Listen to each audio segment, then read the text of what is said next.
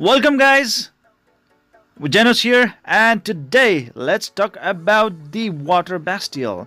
The community says that she is a pretty average unit or servant, but hey, let's make the judgment after this video.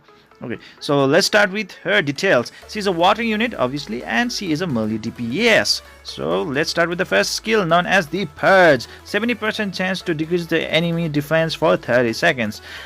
Cliche? Normal.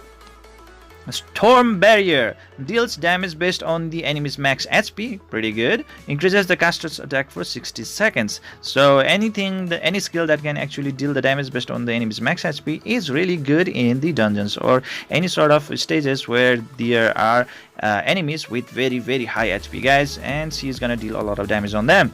And the next one is the Impaler. It deals the damage based on the enemy's max HP, so she is really a HP based hero. Okay, and the next one is the passive skill.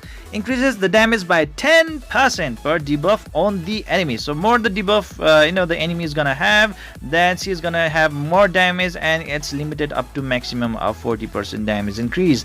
If an ally execution is present, the attack increases by 80%. So 80 plus 40%, that is a total of 120% attack boost just right from here. So she is gonna have a lot of attack boost, guys. The only thing is that you need to make an executioner present in your team, and then someone who is gonna make a lot of debuff, especially in the dot team. Okay, so she can really shine in the dot team, because the dot team, which really consists of the dot damage dealers, like let's say Fire Babitsky, Fire Laura, and so many other units, and she is gonna excel in those kind of things, guys. She is really gonna excel. And I think there are many executioners as well who also deal the dot damage, so that is good, guys.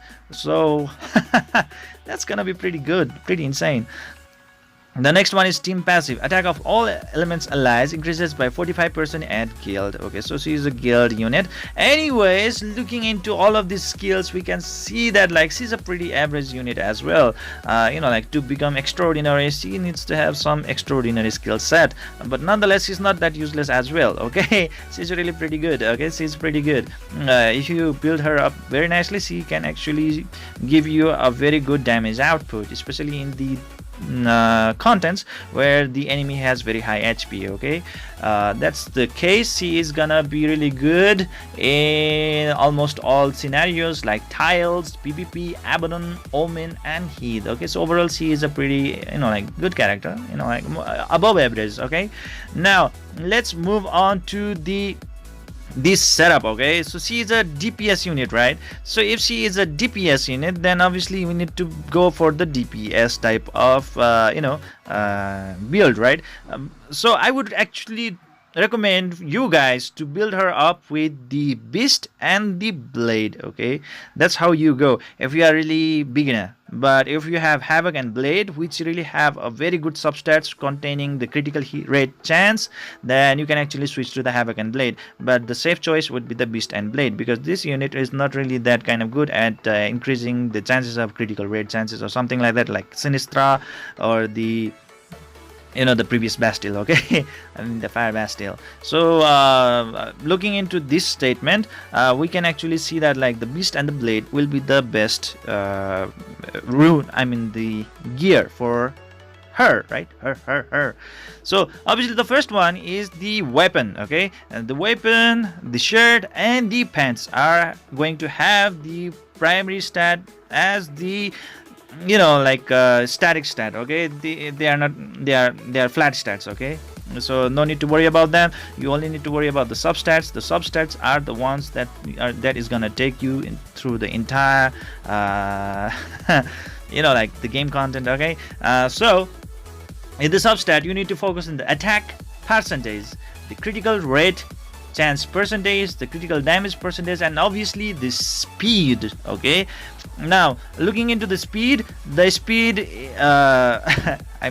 the gloves, the speed needs to be the primary stat. Okay, in the gloves, no questions asked.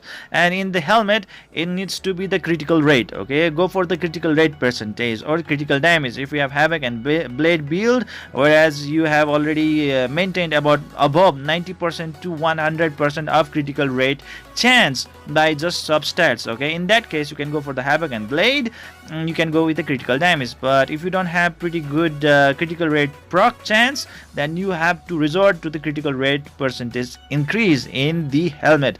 All right, the next one is the shoes. The shoes, no question asked, attack percentage, guys. Attack percentage is the one that you really need to seek out for. So in summary, you have to go for the speed, critical rate, and attack percentage. Okay, so that's how you go for the gloves, helmet, and the shoes respectively. So this is it for today, guys. I hope you enjoyed this video. Please don't forget to hit that like and subscribe button to keep on enjoying this kind of contents in the future. Okay, and see you guys in the next video.